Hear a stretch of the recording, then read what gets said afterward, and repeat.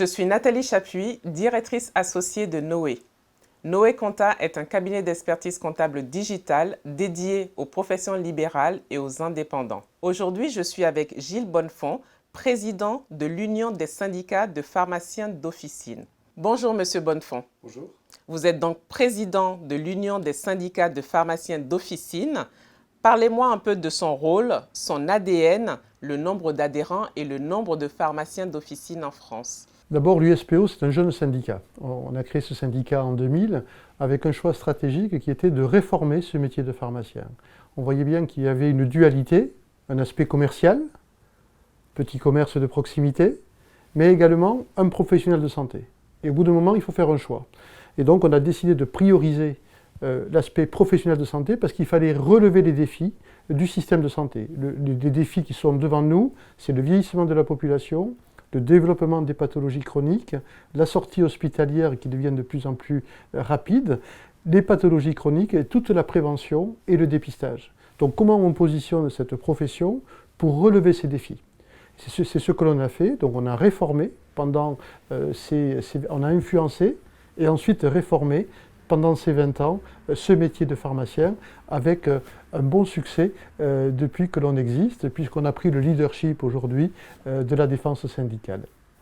Et il y a combien de pharmaciens aujourd'hui en France? Alors il y a à peu près 21 000 de pharmacies en France, 27 000 de pharmaciens co-titulaires et nous avons plus de 3 000 adhérents à l'USPO. En moins de 20 ans, dans une période où la syndicalisation est plutôt en baisse, nous on est plutôt en croissance, donc ça veut dire qu'on répond aux attentes des pharmaciens. Quel a été l'impact économique de la crise de la Covid-19 sur la profession et quels sont les enjeux pour les prochains mois? L'impact de la crise, d'abord, a été un défi d'organisation. Comment on permettait aux patients qui étaient en difficulté, qui étaient confinés chez eux, qui avaient besoin de médicaments, qui n'avaient pas accès à leur médecin comme habituellement, d'assurer la continuité des soins. Et donc on a organisé avec les pouvoirs publics la possibilité d'assurer le renouvellement des traitements et de tous les traitements chroniques à condition que le patient soit stabilisé. Et on a fait ça pendant 3 mois, en accord avec les médecins, en échange avec les médecins, et ça a rassuré toute la population qui était stressée. Est-ce que pendant cette période où je ne dois pas sortir, comment je fais pour me soigner? Comment je fais pour avoir mes médicaments qui sont essentiels? Donc on a relevé ce défi et on a réussi à faire en sorte qu'il n'y ait aucune interruption de traitement. Toutes les pharmacies sont restées ouvertes. Par contre, ça a demandé une organisation interne dans la pharmacie. Bon, d'abord, les gestes barrières, la protection, le plexiglas, le nettoyage plusieurs fois par jour, bien sûr, de tous les claviers, de tous les postes de travail, de tous les objets qui étaient touchés par les uns et par les autres. Et on a même, au début, soulagé les équipes parce que c'était extrêmement difficile. Et donc, on a essayé de faire des rotations voilà, cette équipe vient le matin, l'autre équipe vient l'après-midi, parce que c'était trop difficile et il fallait avoir du personnel pour pouvoir tenir le choc. Donc ça n'a pas été facile, mais on s'est aperçu, avec le recul, que ce réseau pharmaceutique est un réseau solide. À la fois solide parce qu'il est resté présent en fonction des demandes des patients, mais également parce qu'il a été très réactif, parce que quand il fallait distribuer les masques à d'autres professionnels de santé, quand il a fallu faire passer des messages à la population et faire le travail dans ces conditions, eh bien on a vu que ce réseau était capable de résister à des tempêtes. Formidable. Quels sont les risques de la loi ASAP et quelle est la situation actuelle? On sait que le risque de voir émerger des concurrents de vente en ligne semble écarté, en tout cas à court terme, mais est-ce pour autant acquis à moyen terme?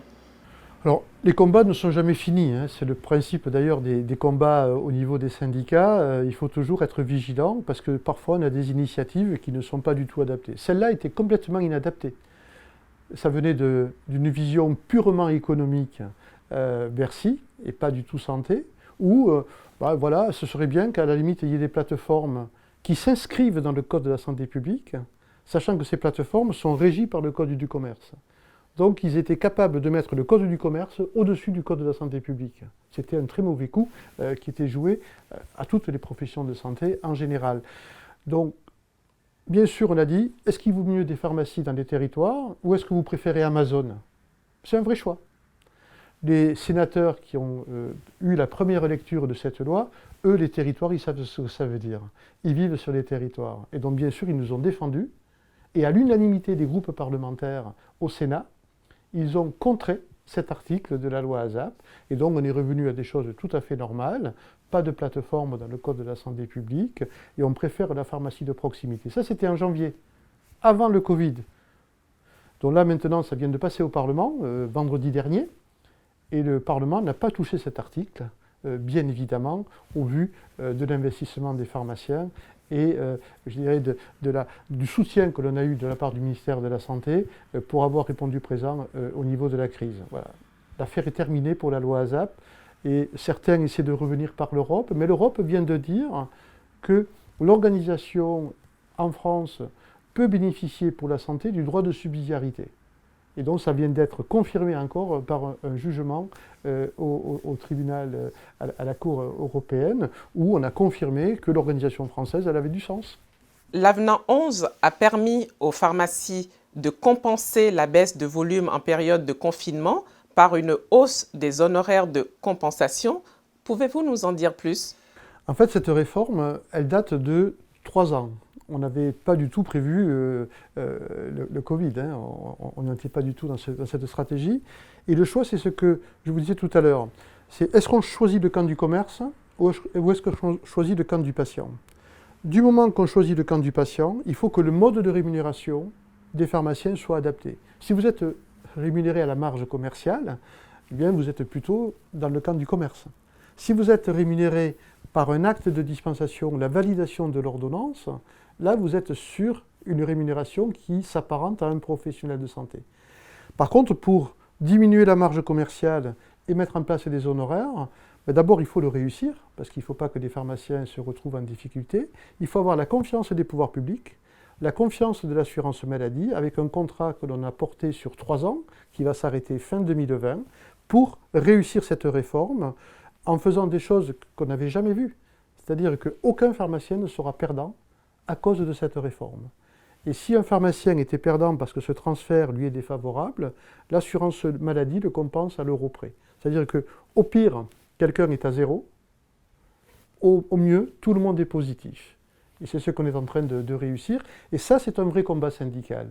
C'est au-delà des mots, comment je réussis à réformer un mode de rémunération, ce qui est la chose la plus difficile pour un syndicaliste, et comment, quand on fait ce travail, on le réussit par la confiance des pouvoirs publics et bien sûr la confiance de l'ensemble de la profession. C'est ce qu'on a réussi et c'était un beau challenge. Donc, vous voyez, un jeune syndicat est capable de faire des choses très novatrices.